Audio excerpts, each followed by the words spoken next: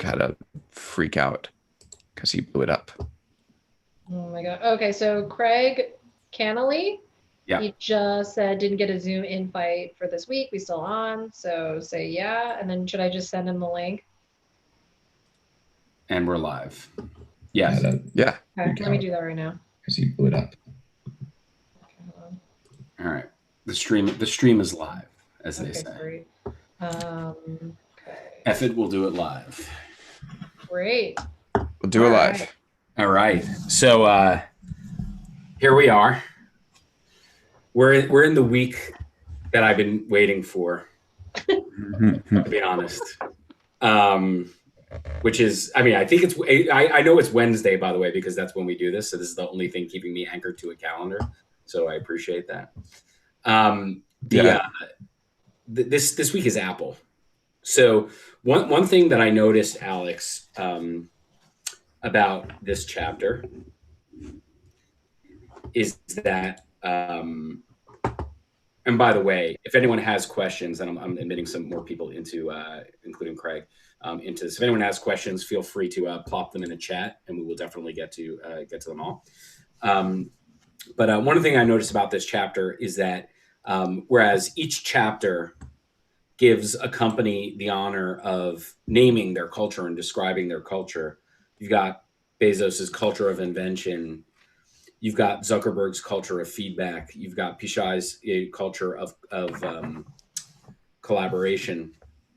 Apple gets a question mark, pretty much. Yeah. It's like the yes, Riddler. it does. Why is that? Like, what, is it that their culture is like undefinable, or is it too secret to even name in the title? Yeah. Did you like that title? I I think it's perfectly because it felt perfect for the chapter. Is your something about your video is in and out? Is that happening for anybody else, or can you guys hear Ian loud and clear? No, I think it's because he's in a crowded car with with Pharrell. carpool karaoke. Yeah. Okay, cool. Just can you ask that one more time? Yeah, sure. So the title of this chapter rather, is The Apple Question, Tim Cook and the Apple Question, whereas every other chapter is the CEO and their culture of something. Yeah. Apple doesn't receive the honor of getting their culture described. Why is that? Yeah, and Microsoft either, right? Microsoft is Satya Nadella and the Microsoft case study. That's right. Yeah, I thought I would switch it up. I wanted to add some mystery to the book. Also, like, I kind of feel like we could name the chapters whatever we want. And I just felt that like Tim Cook and the Apple Question had this sort of air of menace and intrigue to it that I thought, could be, could add this, like, I just like wanted to have some fun and thought that this would be a fun chapter title.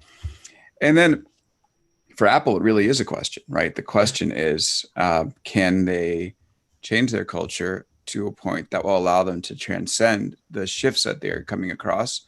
Or will they be stuck in this culture of refinement and, close themselves off to future opportunities? Like, also another reason, like, if you think about the way that I describe Apple culture, it's all about refinement, right? Mm-hmm. And if you were to look at the table of contents and see, Jeff Bezos's culture of invention, Mark Zuckerberg's culture of feedback, Sundar Pichai's culture of collaboration, Tim Cook's culture of refinement, you might think of it as something that's good, something that I'm saying we should do. Refining sounds interesting, but I do think that there's some serious downsides to being caught up on refinement versus invention. And hence, calling it the Apple Question to me seems most appropriate. I think that's fair enough.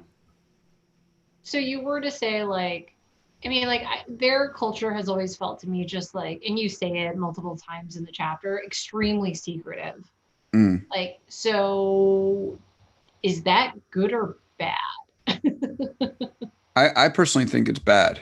I like there is good parts to it, and I Sort of go out of my way to be really fair to Apple in the chapter, talking about why you'd want to be secretive, because like I felt that it was important to. I wasn't interested in taking pot shots at the company, and I didn't want to be gratuitous in my criticism. And I think there is some real wisdom behind the secretive nature of the company. So when you don't allow too much talking in between divisions, what that does is it allows people to focus on the thing that they're there to do. And that's, I think somebody in the chapter tells me it's, to allow experts to be experts, which I think is really valuable. You're not spending your whole day dog fooding other products and getting into political debates. So you can really focus on making that glass, shinier or, more defined, and making the device thinner, making the battery life longer, making the processor faster. And I think that if that was the only product you were ever going to make, that would be great. But I also know that it's not the only product Apple wants to make. Apple wants to have a self-driving car. Apple wants to have a voice computing platform.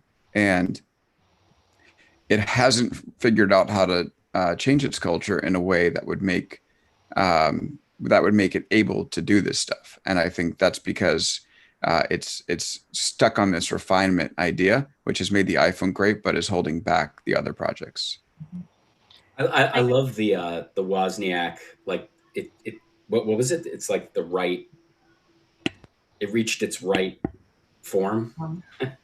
Oh, form that's right. Yeah. A form that's right. Yeah. Like what he says, like, there comes it's almost like a law of diminishing returns around that refinement, right? Yeah. You get to a point where just like, it's just so iterative that it disenfranchises somebody from wanting to like get in line, which is what kind of was synonymous with Apple for so long, right? To get what's next. And now it's just like, whatever. Yeah, that's right. Because if your iPhone 6 is working as well as an iPhone 11, S or whatever it is, like the most expensive model, you're not going to lose much from a user experience perspective. And I think people start to learn that innately. And like status is achieved by having something that's better than everyone else. And if it's not really better, if it's reached this form that's right. You're not going to buy the phone based off of status, which is sort of why people like to buy the latest iPhone. So it is this sort of reaches a form that's right, and there are diminishing returns. And as you see, people upgrade, much less often. So one of the things that struck me was something that was actually not in the chapter, but it kind of was baked in. Maybe it's because obviously read the chapters that preceded this, and those companies have been primarily or are primarily software companies. But I kept going back in my head to the Marc Andreessen quote, right? Like the notion of like software will eat the world. And I feel like Apple, is very susceptible to that, right? Given that you're locking yourself, yes, into a software ecosystem, into an OS or an iOS based ecosystem, but it's that OS is really only accessible through Apple hardware. And when you talk about and you go through the discussion around, how difficult of a time they're having building something like a car, right? It seemed like all of those problems seem to come to light, and it feels like they're getting eaten by software. Is that what's happening, especially in a culture where, again, it's like everything is siloed, which is the literal opposite of the way that software can and should be developed?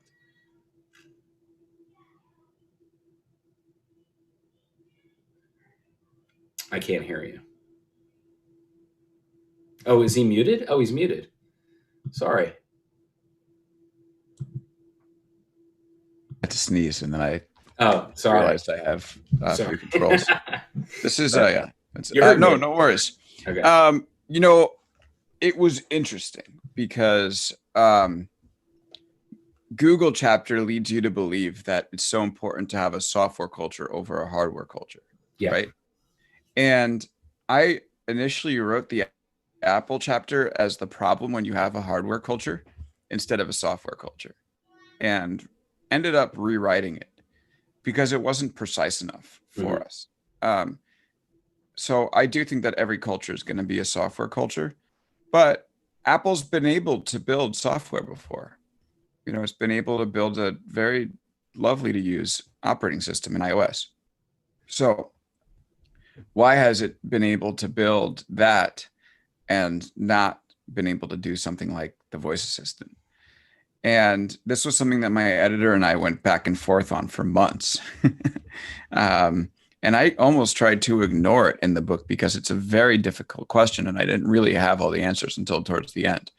But the truth is that an operating system is a container that you put all these different apps inside, right? So it's simply, there's integrations and stuff like that, but iOS is the holder for things like Uber and things like Gmail, and things like Maps.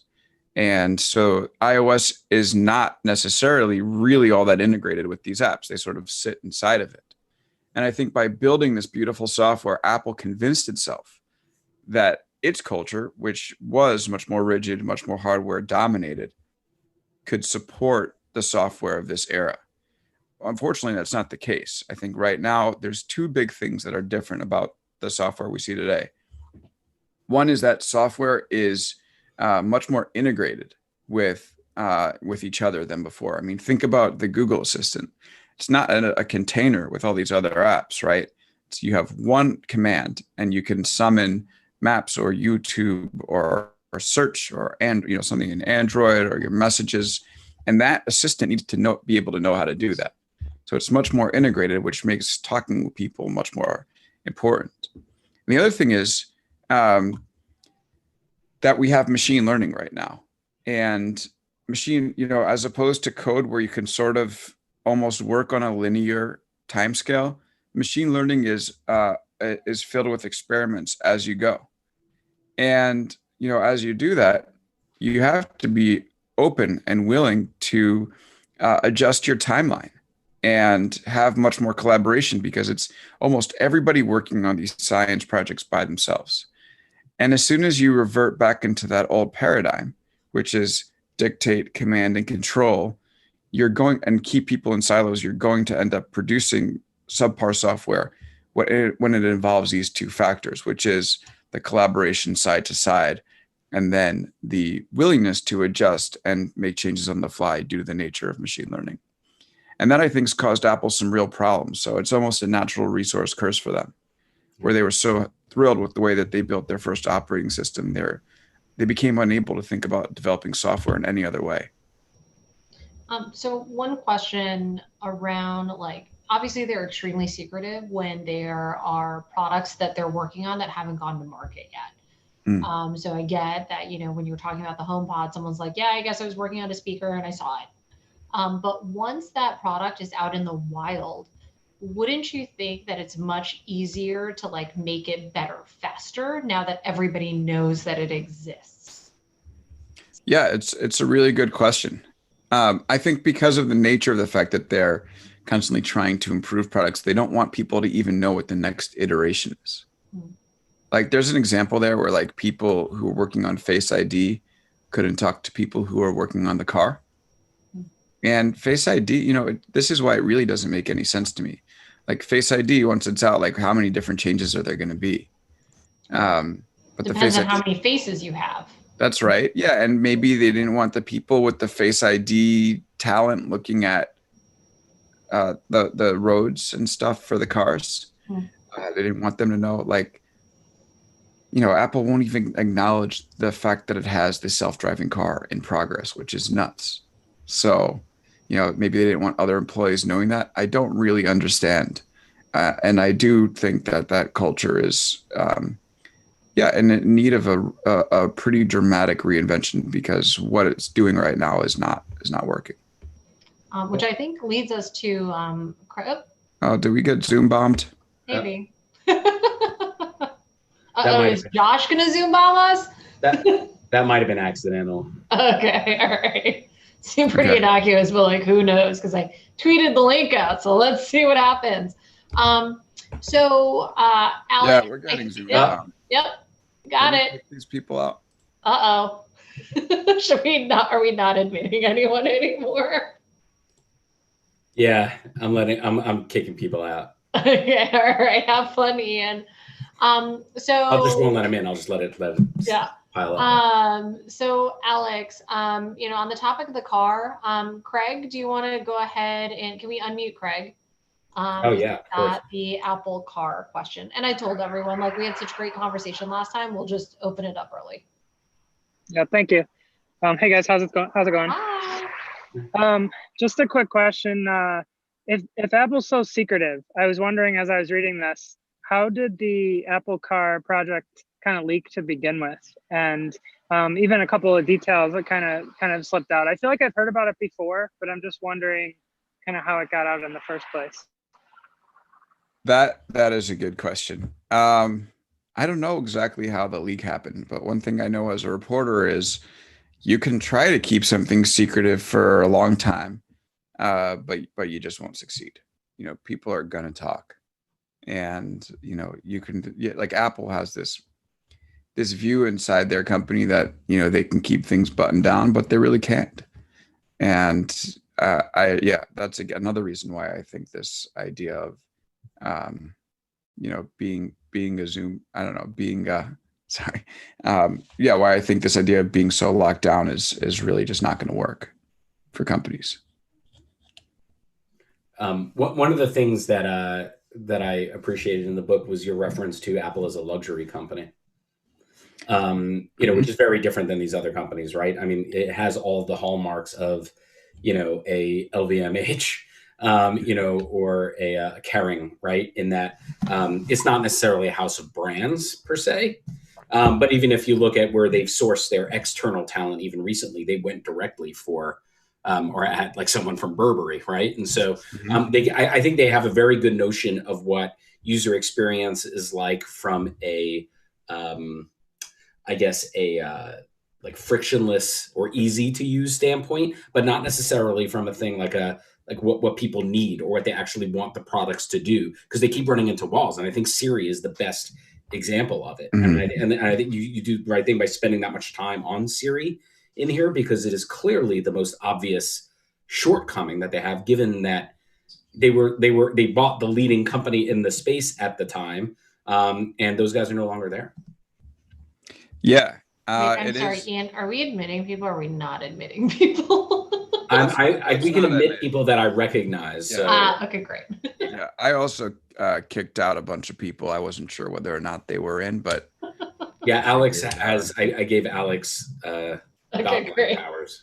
Yeah, and I just used them pretty liberally. So, yeah. Well, look, it's not just. I mean, yeah, it's interesting. They are this luxury brand, but there is an issue with them because of the culture. Yeah. And I think that like you can't really maintain that for a long time if you're not going to be willing to have these channels from employees. So here's one example that I love. You know, Apple built this butterfly keyboard that didn't work for 5 years. 2015, they just said they're going to change it back to what it used to be. Now they're calling the new keyboard the Magic Keyboard. Why is that? I really think it's an emperor's new clothes situation where like, why did the emperor go out naked? It's because no one felt ready to tell him, hey, listen, you don't have any clothes on. This is not a magic cape. You know, why is Apple shipping a broken keyboard for 5 years? You know, I think if they would have gone a little bit further down and taken employee feedback seriously, that might not have happened. So same thing with Siri. I mean, you speak to anybody who's on the line at Siri and like on the front lines at Siri, and they're going to tell you, they're going to see all the possibilities. The frontline Siri engineers I spoke with said, this is a platform. This is not, this is not a feature, but they were so iPhone centric. They believed that it was a feature for the iPhone and not a voice computing platform. And they gave Google a 5-6 year head start on the assistant, and Google's kicking their ass right now. And again, this is not a strategy problem. It's absolutely a culture issue. And you think back to all these issues we talked about last week, that Google's having with like employees having dissent and stuff like that. And you got to ask yourself a question, like, would you rather be open and be on top of the next thing, or be closed and completely miss the next thing? And I think, when my editor and I sat down and saw the Apple and Google chapter back to back, we sort of said, oh, like we got lucky, because literally you can put the two next to each other and see, pretty definitively the difference that type of culture makes. Is that like in the kind of luxury and design world, those often become cults of personality where the designer gets a lot of the not only credit but the latitude, right, to make decisions. And I think like in its first incarnation, Steve Jobs was that person, right? And then obviously you had Johnny Ive like come along and be that person because he got Steve's blessing. It doesn't seem like Cook is like the next in line for that, right? And so who is at that company? Like who is the person who's going to be like relentlessly focused on the very thing that they're known for, which is design? Because it's like I love Craig Federighi, but when he comes out in like that's like My Pillow like shirt at these cars, it's like it's not him. So who is it? I don't think they need to this is going to be controversial. I don't think they need a design-led company anymore. Mm-hmm. I mean, I think that they should reinvent the culture, and you don't need to have a designer at the top to do that. So I would say most important, it could be Tim Cook, but build the channels for employees to get the ideas up to the top, start doing, cleaning up the technology in-house. And actually, there was an article this week in Protocol that actually cited my book and talked about how, Apple is starting to build better internal technology, which I was appreciative of. But yeah, the idea for me, like I was hoping when I was writing this, that the book would just end up on Tim Cook's desk and he could read how his competitors are operating and take a listen from his rank and file employees who don't get a chance to talk to him to see what it's like to work at Apple and then potentially change the direction of the ship. So, for me, it's less that Apple needs somebody who's a designer at the top and more so that they need someone who appreciates good design, but is more focused on breaking down these barriers that they've had forever and trying to reinvent the way that the way the company needs to. Hal, pick one question and then we'll go to Ben and then we'll come back to you. You got it. I'm going to ask my first question. And hi, everybody. Hi. I'm going to miss talking to you, Hal, when this is over. So Keep it up. I know. Hey, I'll still be around. Let me check my schedule. So in the book, there's one Apple employee that you interview who calls the culture a cold meat locker. Just says it's a really cold place to work. I was just wondering if, in your research, when you were speaking with people, did anyone describe the root cause of that? Why is it that way? And how does it manifest on a day-to-day basis? I think it's a leadership thing more than anything. And yeah, I think that this is pervasive throughout Apple. This is one of the things I've sort of been hinting at throughout our discussions, but can really say with, kind of more room to discuss it this week. Nobody inside Apple that I spoke with was happy, or like very few people had happy careers there. So, I mean, Steve Jobs obviously set the tone. Like if you were in an elevator with him, you weren't even supposed to acknowledge his presence or look him in the eye. You just sort of looked at the floor and waited for your floor to ring, and that was it.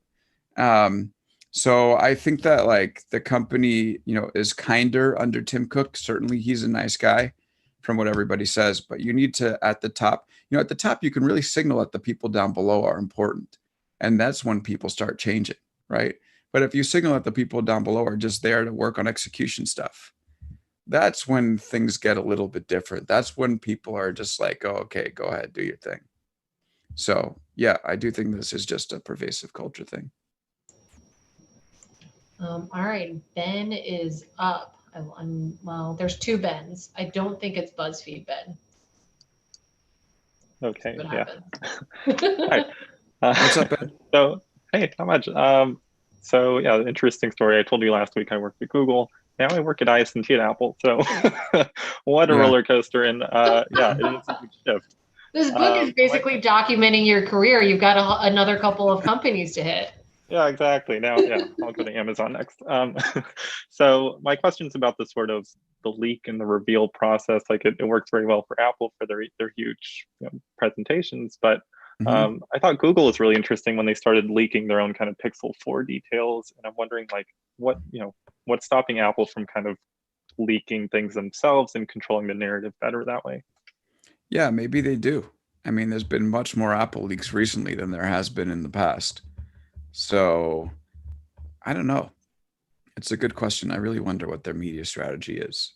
Maybe I just don't really pay attention to like Google and Android stuff, but do they have like similar blogs like Cult of Mac or 9 to 5 Mac or like all of these like basically different bloggers trying to leak or like try to guess at what the company is working on? Yeah, not as many as Apple, but yeah, Okay. there's 9 to 5 Google from the same Yeah. network even. Search engine land. Okay. Very exciting. Yeah. Well, and then they hired him.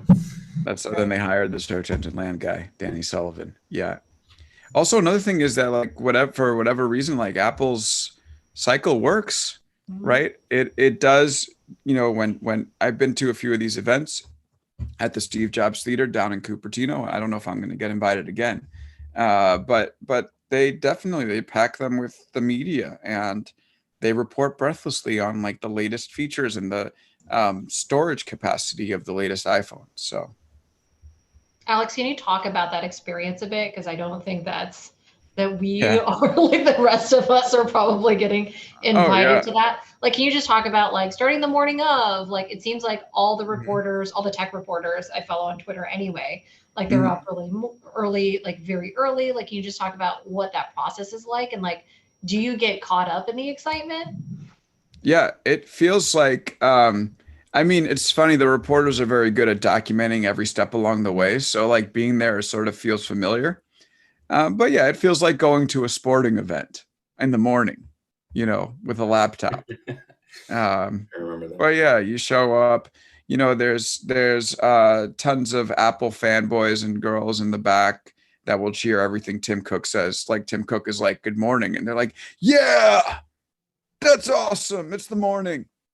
And, you know, you're like sitting next to your editor and your colleague, and you're all on Slack and Twitter trying to figure out what to write. So it is this sort of like it's like, I almost see it like being as being, it feels like being a sports reporter. Like, you know, these guys sitting in the booth, like, you know, let's say, can I use a sports analogy? Okay, fine, I'll do it. I'm doing this for Ian. Okay. It's the ninth inning. The Mets are down 4-1 to the Nationals. They're in Citi Field.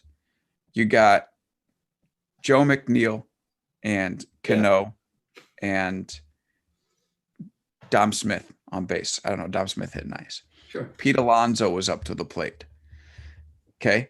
The reporters have already pre-written their stories. The Mets lost today to the Nationals, really tough. They're just going to set them back in the playoff race. Then Pete Alonso hits a grand slam. The Mets win 5-4. So the reporters have kind of two reactions. One is, oh, it's pretty cool to see that. Two is, goddamn, I got to rewrite my whole story and get it to my editor in 5 minutes, or else we're not going to get it in the paper tomorrow. And so, you know, very quickly the pressure to file overrides the excitement.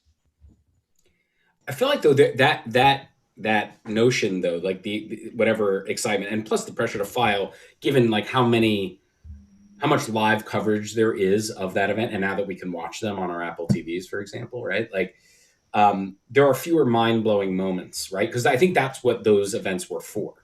It was for like, oh my God. It was like waiting for the one more thing, right? Like like that, it was one of the greatest, it was like Barnum-esque. It's probably the best way to describe it, right? Yeah. That's gone. Right now, like, all right, you get the Foo Fighters. Like you can see the Foo Fighters by accident. Like, so it's like, what, you know, what, like where does that, you know, they name a Keyboard Magic, but it feels like those kinds of events are now missing the magic that they used to have. Totally. Yeah. And I was never there for like the heyday of these events. I kind of came at the tail end. Like, yeah, I guess I was there for like them introducing the AirPods maybe, or removing, you know, they removed this was a line we cut from the book, but I really liked it. Like now inside Apple, like subtraction is called courage as opposed to like invention, where like they removed the headphone jack and they said, we did this because of courage. And you're like, oh, okay. And then they also, you know, it's interesting to just see their marketing machine in action. Like, you know, they had 2 black phones and they gave them like 2 new color names. and everyone's like, yes, space black, jet black. Right. And it's like one of my colleagues was like, only inside Apple do they have a situation where, they can call black two new names and people will spend billions of dollars on it. So the sad part is that the answer is yes. I got suckered into the last iPhone and I didn't even like the green one, but I was like, well, now nobody has green, so they're gonna know that I have a new phone. Yeah. No, like an asshole. Space black all the way. Yeah. Can we talk about the privacy thing for a sec? Sure. So clearly, I mean, I guess you could talk about Apple and privacy in two ways. One, like in the context of like the leaks, which seem to be a lot more pervasive now, or at least more accurate. I think they used to be pervasive; they were just always inaccurate. But now they're very accurate. But in the context of consumer privacy, how calculated was that? Right? Like it feels like that kind of became a convenient hill for them to die on, in a way that just improved their ability to differentiate from everybody else. And, like there's the Cook line about like, they're never going to be in the business of selling their customers like these other companies are. But how much of that is like really out of convenience and how much of it is like a true value as Jobs would describe it in terms of who they are. Yeah, it's both, I think. It is definitely a value there, which surprised me. But I spoke to engineers who were working there, and Apple really does make it impossible for people to get user data. Yeah. So there's truth to that promise. However, like, why did they do it? Why are they making privacy their marketing line? And I think it's an opportunistic decision to elevate privacy as a value in order to take down Facebook, which is their number one competitor, because Facebook has Messenger and WhatsApp and Instagram direct messages, which they're making completely interoperable, which would mean just like, and if we take the example of cloud computing, which we'll discuss next week, if you're on cloud, you can use a Windows machine or a Apple machine or a Google Chromebook to access software. You don't need to just use a Windows machine. And so hence, if Microsoft supports cloud, then Microsoft is cannibalizing its most important product. Similar with Apple, right? iMessage is a lock-in for Apple. So if Apple were to support open internet-based messaging, it would be cannibalizing its operating system and its device. Facebook is essentially the analog to cloud in this situation, because Facebook is making messaging available on any device, any browser with WhatsApp, Instagram, and Messenger. And Apple sees that as a threat. I think Apple sees Facebook as a real threat. Not that Facebook is going to start making phones and take Apple down, but that Facebook is going to enable people to ditch their iPhones and start using Androids. Because, I think one of the main benefits for a lot of people to get the iPhone is that iMessage thing, where you can chat with your friends on Apple devices and not show up as a green message when you message iPhone people from Android. So Facebook represents a major threat to that, a threat to that lock-in, and Apple is being opportunistic and trying to hit them on privacy. I mean, it's fascinating to me that how Facebook is able to take advantage of this opportunity by increasing their investment in at least marketing for something like Portal, where Apple has all of these ingredients that they could just with Apple TV. I mean, they don't make a webcam anymore. Maybe they should bring that back. But the idea is that it's there. Like they have Apple TVs connected to lots more TVs than Facebook has portals out there. It seems like something that's right in their hand. It just doesn't seem like they can act fast enough to take advantage of the situation that exists right now. That's right. And MG Siegler had a good post. I can send it around. And it was talking about how Apple missed a big opportunity for a FaceTime device. How did Facebook beat them on that? Facebook isn't even a hardware manufacturer. They're a website. Again, this goes to culture of invention versus culture of refinement. And that's why it's called Tim Cook and the Apple chapter, right? So it's interesting. Sorry, Tim Cook and the Apple question. Yeah. It's interesting too, and we actually have. I think Craig has a question for Ben, although I don't know if Ben can answer this. Knowing how secretive Apple is. But when it's interesting because when we talk about privacy and Facebook and privacy, I mean, that was honestly my huge hesitation of like allowing a portal into my home, right? And I think like that was the chatter pre-COVID.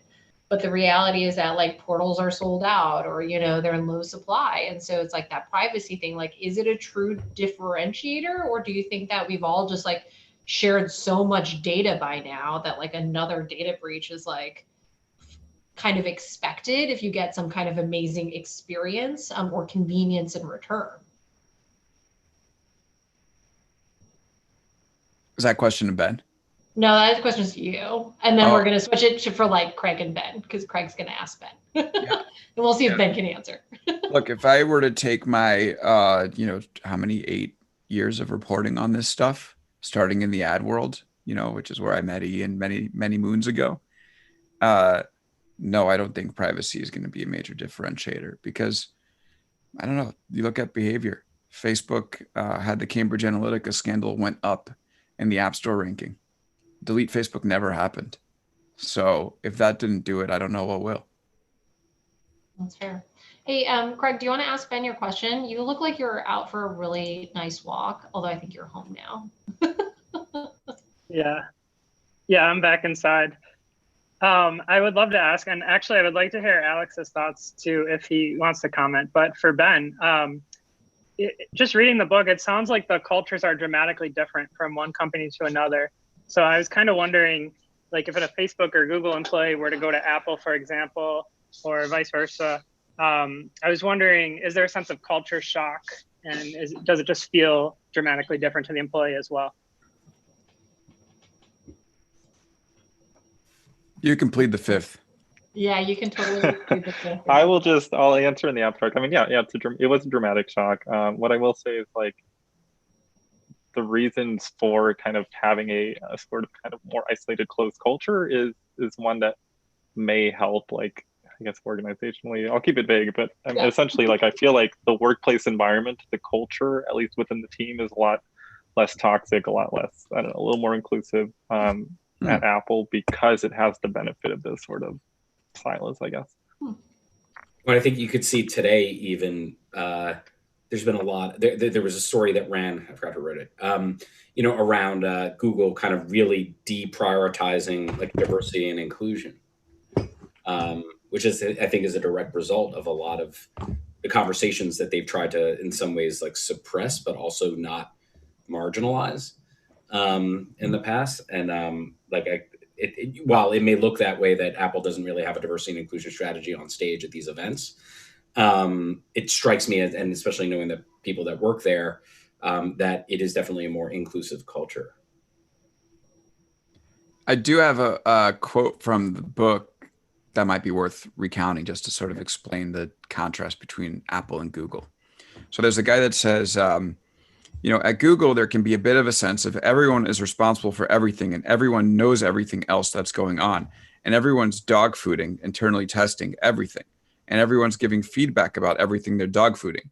And it results in there being less individual ownership. Whereas at Apple, you only know about this one thing. And that's the one thing you have to do.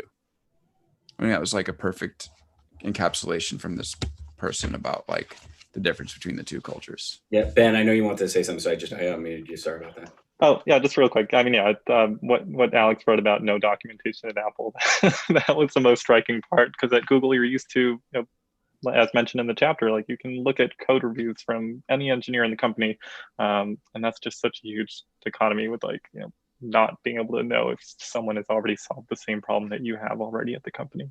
Yeah. Alex, quick question, and then I want to get to Tomas, because I like his question, actually. There was no mention of, I know like one of the products and one of the paradigms that Apple has been like kind of saying like might be the future of like their computing, has been AR. Yet there wasn't really any of that in the chapter. Is there like a reason why, or is it because they're doing a good job keeping it secret? Yeah, I only had room for a limited number of Apple failures. Otherwise, no, I'm kidding. Can't fail. It hasn't launched yet. Yeah, I know. But yeah, let's see the proof in the pudding, and then we'll go from there. But no AR Apple Glass is out yet. Maybe they'll do it. Who knows? But All right, they Tomas. should acquire Magic Leap. I was gonna fire sale and get a really good deal right now. Yeah. I don't know if the investors are going to let that happen, right? Okay, here we are. Tomas, I think you're unmuted now. There you go. Hi. It was actually not a question. It was more a statement, because I am Mr. Apple. I love my Apple products. So reading that chapter was really painful. I agree with what you're saying, and I just hope they're going to make some changes going forward. So I don't really have a question apart from I hope they read your book and they start to make it happen. I have visited Apple in the head office. I made it to the cafeteria, and that's it. They're very secretive. I've been to 4 Google offices around the world. They show you everything. They take you around. They're much more open. And it's culture. You're absolutely right. So no question. I just really hope they start to make changes, because you're right. Yeah, me too. I'm an Apple fan as well. As much as I can be as a reporter, like I like their products. I can't imagine switching off an iPhone. I can't imagine, I don't know, like going back to wired headphones. Like I've got the AirPods when I'm out. And I've tried the watch and that was okay. But yeah, I'm all in on the Apple ecosystem except for voice computing. You know, I have an Echo next to my bed. Yep. So I got Jeff Bezos listening to me, you know, all day and all night. And I'd much rather have it be Tim Cook, but he's got to get his act together on culture. It is weird that, so I'm Apple everything as well. We were Android for a few years while my husband was in business school. And then we finally realized why people weren't answering our group texts. Yeah, everybody had there it is, right? That's why they hate Facebook. Yeah. Yeah. Well, no, Facebook. So, you know. Yeah, that's why Apple hates Facebook. Oh, yeah, totally. If you weren't locked in on iMessage, you'd be out of there. Yeah, I love iMessage so much. Just like a random question about your AirPods. Like, have you lost them? And then if you've lost them, have you just bought them again? Because I'm locked into that. Yeah. We had when they first came out, I'd made this joke that like, can't wait for the first person to lose their AirPod on the tracks of BART in San Francisco, our subway, for you New Yorkers out there. And lo and behold, somebody lost their AirPod on the BART track. And I think they either found my tweet or BART found my tweet, and they were like, all right, let's do this. Can you help me out? So I must have, I forgot exactly what it was, but I either tagged BART or BART tagged me, and they sent a worker down to the tracks and fished it out and returned the AirPod to the person. So there's a moment somewhere on Twitter that's like the great AirPod rescue of 20. It's also kind of gross. Like I don't want anything rescued off of the BART. That's right. Put on one person, but that's fine. Correct. So I thought that was just a fun story to tell it before I answered your question. I have not lost the AirPods before. They have broken, but they were under warranty. I'm sure I'll lose them. You know, I feel like I lose them every few days in this quarantine life, which is embarrassing because I don't leave this room, as you guys know. But yeah, I've been able to locate them, but one day I'll definitely lose them and I'll just replace. And what is it, like $99 for a new AirPods? I don't know. I just try not to lose it. But James, you had a great question, and you're in space, which is exciting. James in space. That's right. Hey, that's right. Wave to Bezos or Musk for us. Yeah, that's right. They're just behind me. They're just There sort of flying around. He's in a spaceship. Yeah. I've been joking every time on a Zoom call that I'm in WeSpace. It's the new WeWork, just as unprofitable as the old one. But just as much oxygen, I think. Yeah. That's right. Yeah. But we're in the stratosphere, so it's fine. Yeah. Cool. Hey guys, I'm calling in from Australia actually, and this is my first question. Thank you. It is. It's a bit cloudy, but it's quite nice down here. Mm-hmm.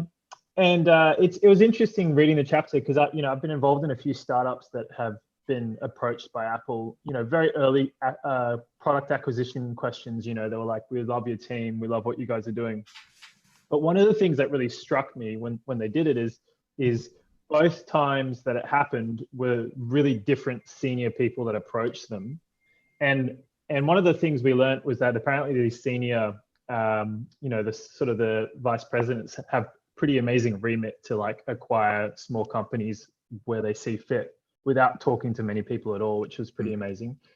But one of the interesting things was just how much power Johnny's design team had over everything, and almost how they had this kind of like godlike ability to kind of work with anyone they wanted to work with, and sort of make these offers to try to understand what they're building and then try and integrate them.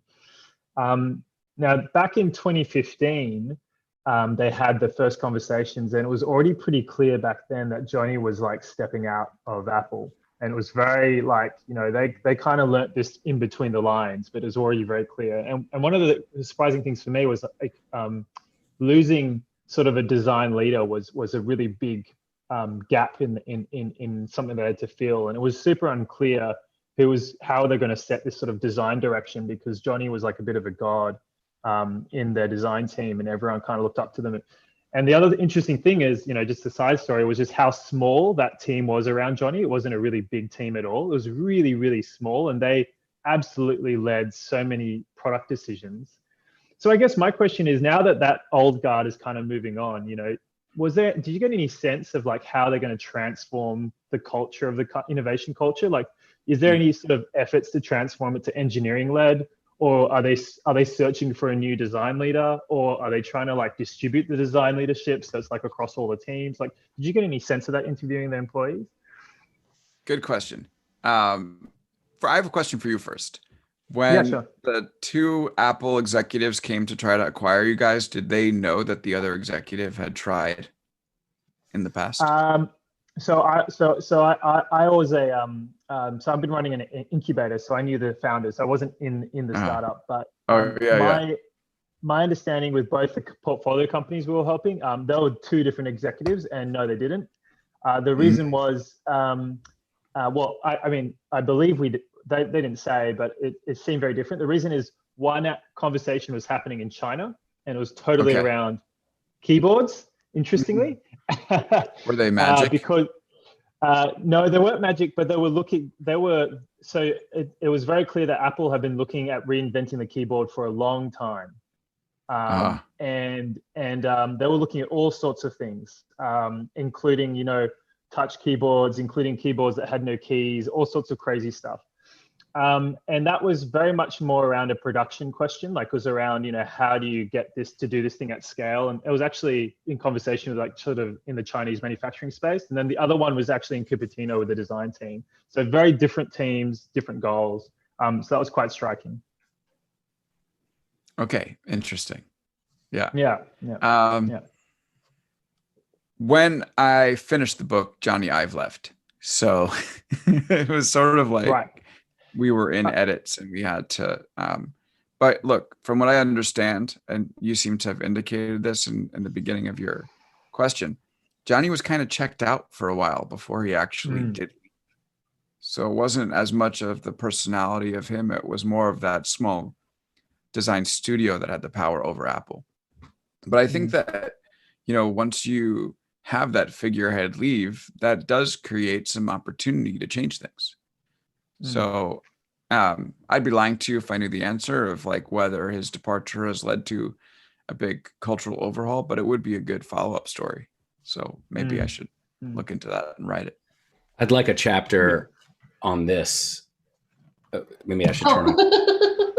That just went right into your green screen. Yeah, hold on. I love this thing. It's the best. So the fact that you have to charge the mouse on the bottom so you can't use it. Sorry, feels like the least Apple thing ever. Yet it still happened.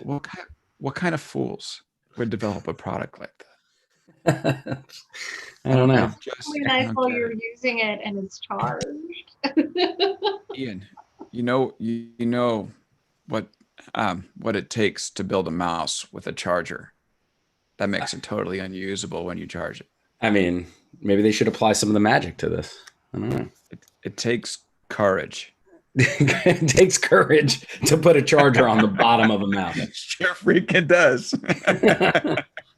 That is incredible. So as we kind of like coast into the 9 o'clock hour, into our second hour of conversation around this chapter, what is it that we should be looking forward to, especially given the context of what we just read, in terms of the next chapter, which is around Microsoft, which seems to have really gotten its mojo back under Nadella.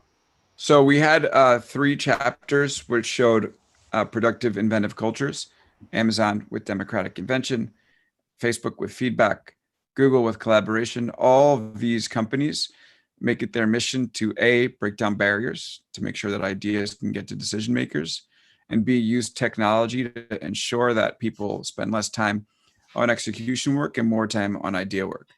And in the Apple chapter, we saw that when a company doesn't put this stuff into action, it gets into trouble and it tries to reinvent itself, but it struggles.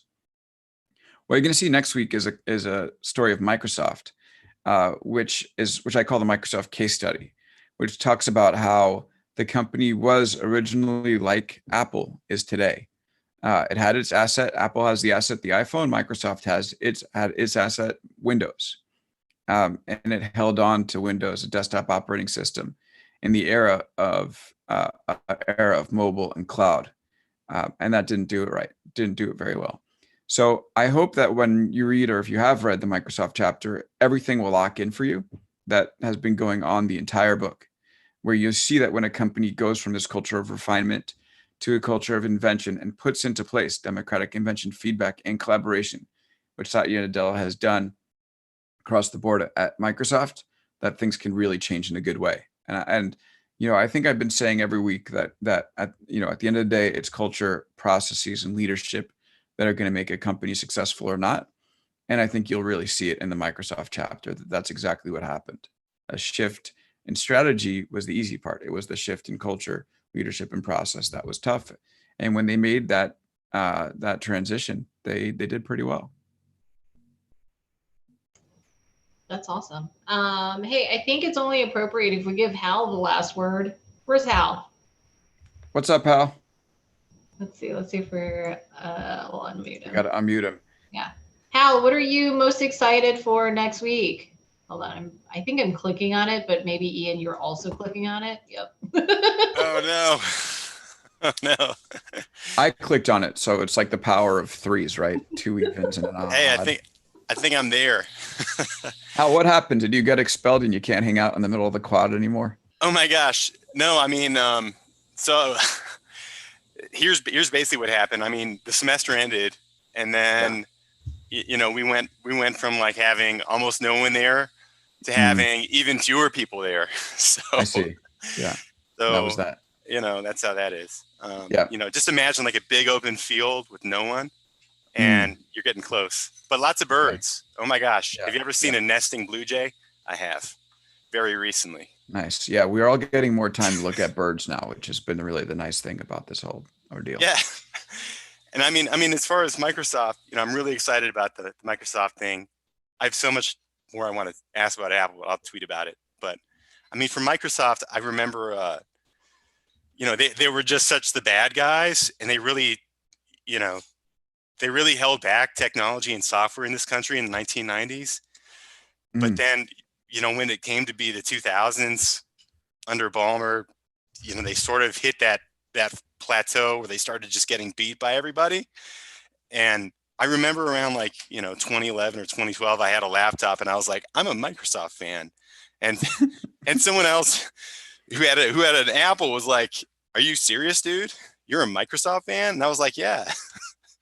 And now it doesn't seem so crazy, but I don't know. I mean, the weird thing about reading your book on that specific Microsoft chapter, and I'll save it, is just for next time, is just so many of the things that used to be annoying about Microsoft just aren't anymore.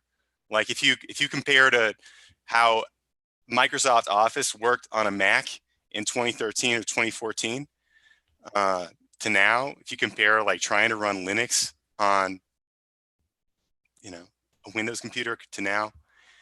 Anyway, so that's what I'm excited about. I'm really excited about this chapter, and what you mentioned about Microsoft, providing like a possible model potentially, which you hinted at for Apple to sort of change.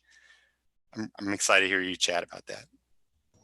Great. And I'm excited for your true confessions of a Microsoft fan. So everybody stay tuned for Hal to talk about the errors in his ways and how he ended up seeing the light along with the culture at Microsoft. I'll redub the Usher album Confessions with me talking about Microsoft. We'll see if we can get that going. Are you gonna play that video of Ballmer like rapping on stage or something? That happened, right? Don't spoil my Zoom background. Definitely. Yeah, we should cue that up for sure. Yeah. It should just be a virtual video background for you, Ian, next time. It'll be a little distracting, but I think can't do it now. Can't do it now. You already talked about it. Can't do it now. All right, guys. Cool. Well, thank you so much, everybody, for joining us this week. This has been awesome. Thank you, everyone, for continuing to stay with it. Yeah, we'll see everyone this rocks. week. Thanks, everybody. Right. Yeah, thanks, Alex. Thank you. All right, take care. Thank you. Bye. Thank you, guys. This is really awesome. Okay, see ya.